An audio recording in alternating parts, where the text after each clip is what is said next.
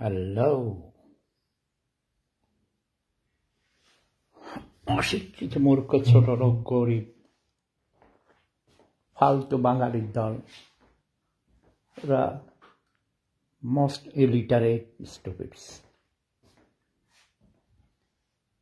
জানে আমি হাসপাতালে, আমার হার্টে অপারেশন হয়েছে, যখন তখন টেলিফোন করে, আলতু ফালতু কথা বলে। জাতি তো জীবনেও মানুষ হবে না। এই অসভ্য বর্বর গোলামের বংশধর, গোলামের জাতেরা, ভিক্ষুকের জাতেরা দেশটাকে শেষ করে দিয়েছে। ৩০ লক্ষ মানুষ জীবন দিয়ে দেশকে স্বাধীন করেছি। এই যে আমার প্রতিদিন আমাকে থেরাপি নিতে হয়, কিছুক্ষণের মধ্যে আমি যাব ফিজিক্যাল থেরাপি নিতে। তারপরে এই যে পেইন কিলার প্রতিদিন আমাকে খেতে হয় ভাঙা মেরুদণ্ডের জন্য। ওপেন হার্ট সার্জারি হয়েছে, আমি অসুস্থ। কুকুরের বাচ্চারা এত ছোট লোক, জানে, তারপর বিরক্ত করে। হ্যালো মুক্তা, কেমন আছো? তুমি ভালো আছো? তোমাকে আমি যেটা বলেছি, লিখেছি, তোমার হোয়াটসঅ্যাপ নাম্বার তো দাওনি। আর ঋতু অনেক সুন্দর উপস্থাপনা করে, ওকে ট্রেনিং দিতে হবে ঢাকায়। আমার এক নাতির ওটা উপস্থাপকের ট্রেনিং ইনস্টিটিউশন আছে, ওকে? ওর নাম্বার আমি হারিয়ে ফেলেছি, খুঁজে পাইলে দিব। ওগুলো ট্রেনিং দিতে হবে। ও সুন্দর, কিন্তু রিপিট করে একই কথা 2-3 বার। রিপিট করা যাবে না। ভালো ভালো উপস্থাপকদের উপস্থাপনা দেখবে। কোথায় হোয়াটসঅ্যাপে দেখি? তুমি আমাকে হোয়াটসঅ্যাপে হ্যালো বলো দেখি। আমি তো পাই না তোমাকে যখন কথা বলতে চাই। আর এত বেশি ধার্মিক সাজার দরকার নেই। ধর্মই সকল অধর্মের মূল। এসব ধর্মান্ধরা আমাদেরকে অন্ধকারের অতল গহ্বরে রেখে দিয়েছে। কথা বুঝতে পারছ? আমি জানি তোমার সমাজ ব্যবস্থার জন্যে। হ্যাঁ, এখন আমি যেটা বলেছি, কর্মসংস্থানের ব্যবস্থা করো, স্বকর্মসংস্থান। এত বেশি মাদ্রাসা দরকার নেই। এতিমখানা করেছ, ঠিক আছে, কিন্তু এতিম কেন হয় জানো? এতিম কেন হয় বলো তো? এত বেশি এতিম কেন গরিব দেশে? যেই সব দেশে ধর্মান্ধ বেশি, হ্যাঁ, সামাজিক চাপ অনেক আসবে। তোমরা নিজেরা শক্তিশালী হও। তোমরা কুম্ফু কারাতে শিখো, তোমরা লাইসেন্স করা অস্ত্র রাখবা, ঠিক আছে? তোমাদের বাহিনী থাকবে। ওইসব ধর্মান্ধ অশিক্ষিত বর্বরদের ঝাড়ু মেরে সমাজ থেকে তাড়াতে হবে। তারা মানুষ হত্যা করে। তুমি কিন্তু কোনো মানুষ হত্যা করতে যাচ্ছ না, গেছ? কোন শিক্ষিত মানুষ কি মানুষ হত্যা করতে চায়? কিন্তু কিছু কিছু সার্টিফিকেটধারী মূর্খ আছে যারা মানুষ হত্যা করায়, বিশেষ করে রাজনীতিবিদরা, তাই না? হ্যাঁ, থেমে যাবে না। মাদার তেরেসার নাম শুনবা, হেলেন মিরেনের নাম শুনবা, হেলেন কেলার, পৃথিবীতে যেসব মহিয়সী নারী আবার কি, নারী পুরুষ কোনো কথা নেই। তুমি লিখেছ কোথাও কোথাও, বলেছ আমি নারী। নো, তুমি একজন মানুষ, আমি একজন মানুষ। নারী পুরুষে কোনো ডিসক্রিমিনেট করবে না। এই পৃথিবীর বুকে যত প্রাণী আসে, প্রতিটি প্রাণীরই, প্রতিটি মানুষেরই বেঁচে থাকার অধিকার আছে, স্বাধীনভাবে মত প্রকাশের অধিকার আছে। একটি ছোট চারা গাছ যেমন বেড়ে ওঠার অধিকার রাখে, তোমারও প্রতিটি মানুষের বেঁচে থাকার অধিকার আছে। এই যে ঋতু অনেক সুন্দর করে সাজে, তুমি অনেক সুন্দর, সিম্পলের মধ্যে খুব সুন্দর করে তোমরা সাজুগুজু করে তোমরা উপস্থাপনা করো, মানুষকে উদ্বুদ্ধ করো। এই যে একটা দেখলাম 7 কি 8 মাসের অন্তঃসত্ত্বা একটা মেয়ে, এই সমাজ দেখো, যে পুরুষ তাকে গর্ভবতী করেছে সে এখন আর তার খবর নেয় না। এই সমাজে সবচেয়ে বেশি আমরা পুরুষরা বেশি অপরাধ করি। যেই নারীকে তারা পতিতা বানায় তাকেই আবার গালি দেয়। তোমাকে আমার ভালো লাগে, তোমার লেখা, তোমার মন মানসিকতা, তোমার যে উচ্চ আকাঙ্ক্ষা আছে মানুষের সেবার জন্যে। আমিও সারা জীবন মানবতার সেবা করতে গিয়ে, অন্যায়ের প্রতিবাদ করতে গিয়ে আমি দেশান্তরিত হয়েছি। অনেকে আমাকে বলে, দেশ তো এখন স্বাধীন হয়েছে, আপনি আসেন। আমাদের দেশ তো 1971 সালেই স্বাধীন করেছে যুদ্ধ করে। 30 লক্ষ মানুষ জীবন দিয়েছে, 5 লক্ষ মা বোনের ইজ্জত দিয়েছে, কোটি কোটি মানুষ ঘর ছাড়া হয়েছে। যারা এই দেশের স্বাধীনতা চায়নি তারাই কিছু সংখ্যক ব্যক্তিকে হাত করে, যেমন ডক্টর ইউনূস, সে নিজেও এদেশের স্বাধীনতা চায়নি। সে রাজাকার, আলবদর, আলশাম, জামাত শিবিরের এইসব দেশদ্রোহী ধর্মীয় টেররিস্টদেরকে হাত করে কোটি কোটি টাকা তাদেরকে দিয়ে আমেরিকান সাম্রাজ্যবাদ, যে আমেরিকা দেশের স্বাধীনতা চায়নি, বিরোধিতা করেছিল, পাকিস্তানকে সহযোগিতা করেছিল, অস্ত্র দিয়ে বিভিন্নভাবে আমাদের কোটি কোটি মানুষ হত্যা করতে সহযোগিতা করেছে যে আমেরিকা, সে আমেরিকার দালাল ডক্টর ইউনূস শেখ হাসিনাকে চক্রান্ত করে ক্ষমতাচ্যুত করে এখন বলে শেখ হাসিনা হাজার হাজার মানুষ হত্যা করেছে। এটা সম্পূর্ণ মিথ্যা কথা। ওরাই পুলিশকে হত্যা করেছে, ওরাই হাজার হাজার মানুষকে হত্যা করেছে। এই দেশ স্বাধীন হওয়ার পর থেকে রগ কেটে, গুম করে, খুন করে শেখ হাসিনা যেটা করেছে সেটা আত্মরক্ষার জন্য, নিজের স্বাধীনতার চেতনাকে ভুলণ্ঠিত যাতে করতে না পারে, জাতির জনক বঙ্গবন্ধু শেখ মুজিবুর রহমানকে এরাই হত্যা করেছিল, এরাই হত্যা করিয়েছে এই ডক্টর ইউনূসের মতো এইসব আমেরিকান সাম্রাজ্যবাদের একচেটিয়া পুঁজিবাদের দালালেরা। কাজে বাংলাদেশে গিয়েছে এখন কি করছে? সে জো বাইডেনের সাথে সুমাসুমি করছে, গলাগলি করছে। নির্লজ্জ ভাইয়া, আমরা পৃথিবীর অন্যান্য দেশের মানুষের কাছে মুখ দেখাইতে পারি না। আমি সকালবেলায় নিচে, এই যে এটা একটা 5 স্টার হোটেল কাম ক্লিনিক, আমি নাস্তা করতে গিয়েছিলাম এই যে আধা ঘন্টা আগে। অনেক অস্ট্রিয়ান অনেক লোকজন আছে অন্যান্য দেশের, আমাকে সবাই খুব শ্রদ্ধা করে। আমার কবিতার ভক্ত, লাভ ইজ পাওয়ার কবিতা। এই যে দেখো, আমি এখানে যেদিন আসছি প্রথম দিনেই আমি তো কিছু নিয়ে আসছি প্রিন্ট করে, আবার আমাকে এরা এ পর্যন্ত 100টার উপরে কবিতা কপি করে দিয়েছে, ডিস্ট্রিবিউট করছে ওরা নিজেরা, আমিও করছি। এবং কয়েকজন আমার কবিতা পড়েছে যারা আমার সাথে নাস্তা করতে এক টেবিলে বসছিল, 2 জন মহিলা। একজনের বয়স 75 বছর, আরেকজনের বয়স 71 বছর। তো আমিও আগামী মাসে 71 বছর হব।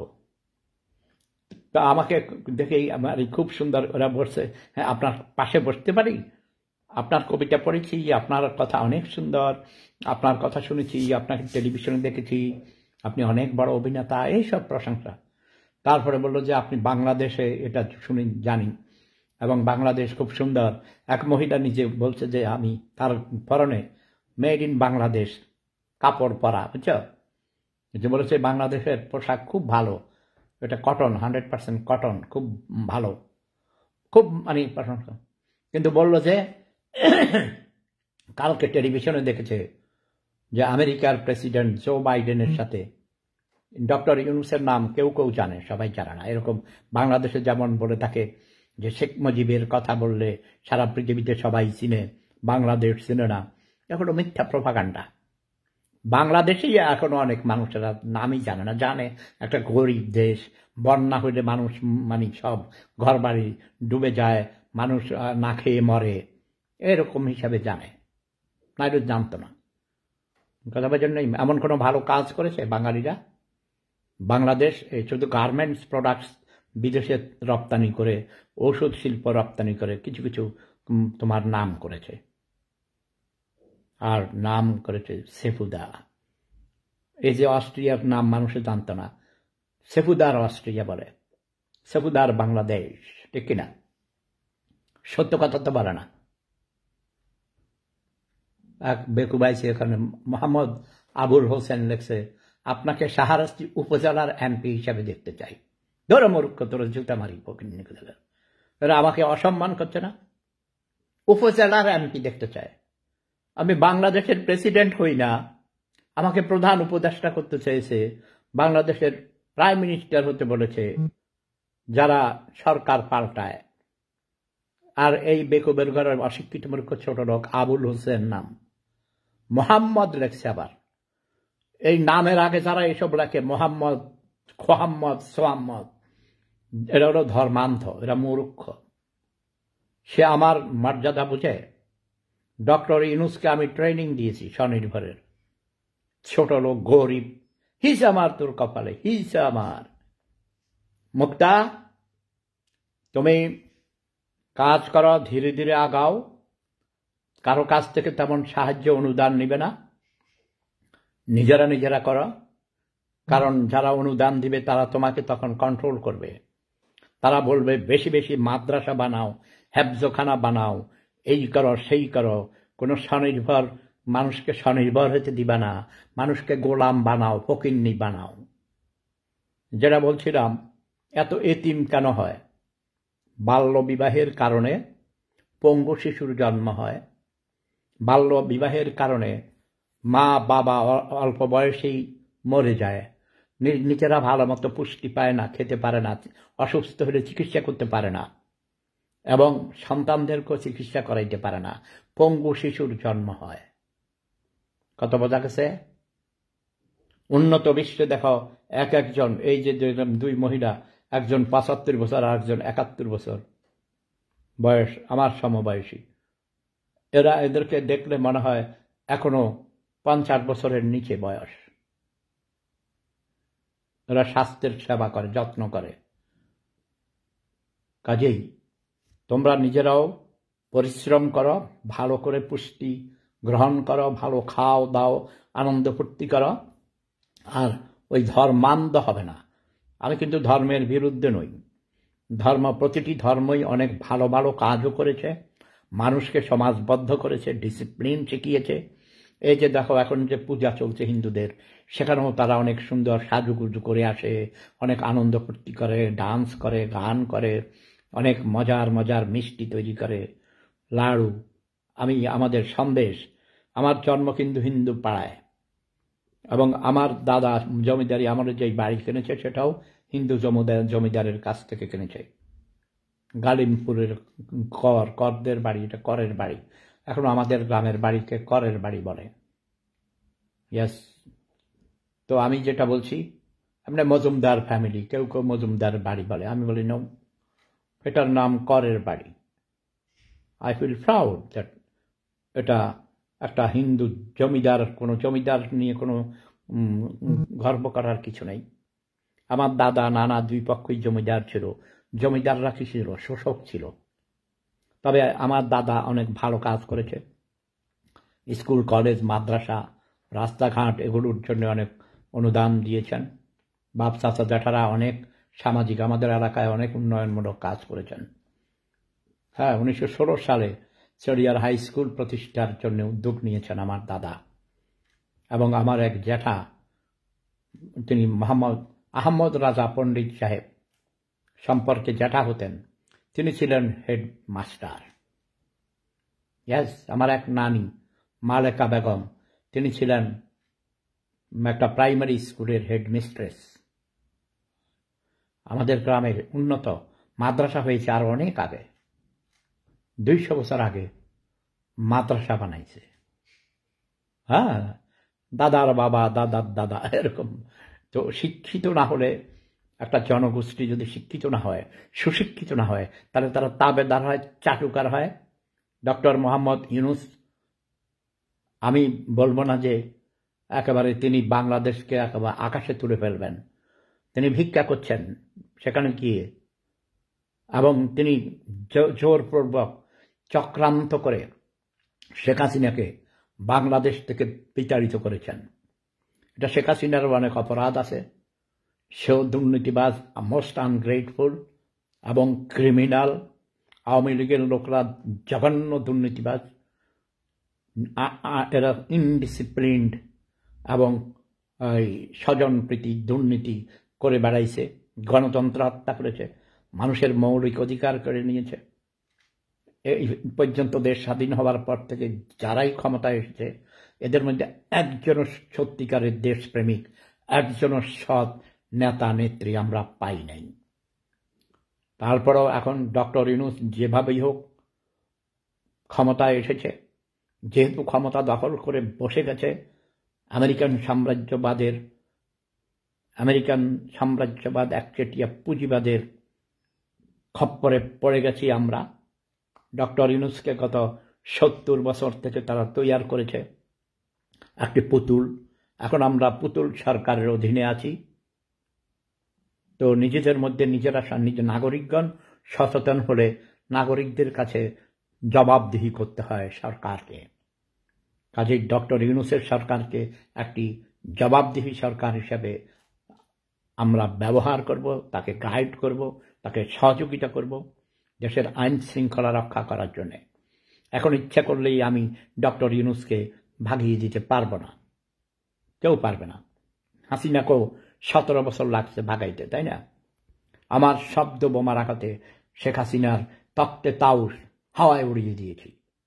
কিন্তু এখন আমাকে গালাগালি করে সবাই, বলে স্বৈরাচারকে ভাগাইছ, শেখ হাসিনাকে ভাগাইছ। আগে আমরা 3 বেলা খাইতাম, এখন 1 বেলাও খাইতে পারি না, এখন শান্তিতে ঘুমাইতে পারি না। বিএনপি এবং জামাত শিবিরের লোকদের অত্যাচারে, চাঁদাবাজের অত্যাচারে, দুর্নীতিবাজের অত্যাচারে আমরা অতিষ্ঠ হয়ে গেছি। তোমরা অতিষ্ঠ হওয়া দরকার। তোমরা আসল সত্যিকারের দেশপ্রেমিক নেতা নেত্রী খুঁজে বের করো, নতুন নেতৃত্ব গড়ে তোলো। অতীতে যারা এসেছে তারা পচা গান্ধা, ওরা অসতী ছিল, ওরা দুর্নীতিপরায়ণ ছিল। এখন আমি বলি, অনুরোধ করছি, নতুন প্রজন্মের পক্ষ থেকে নতুন নেতৃত্ব গড়ে তুলতে হবে। সবাই ভালো থাকুন, সুস্থ থাকুন। প্রেম ধর্ম সেরা ধর্ম। স্বনির্ভর হতে হবে, নিজেকে স্বনির্ভর করতে হবে, জাতিকে স্বনির্ভর করতে হবে, দেশকে স্বনির্ভর করতে হবে। তাইলেই শান্তি পাবে, সম্মান পাবে। জয় বাংলা, জয় বঙ্গবন্ধু, জয় জনতা, জয় মানবতা। আমি কিন্তু জয় শেখ হাসিনা বলি নাই, কারণ শেখ হাসিনা আমার কথা শুনে নাই, তাই তাকে আমি ঝাড়ু মেরে তাড়িয়ে দিয়েছি। ইয়েস, এটা সত্য কথা। Love is power.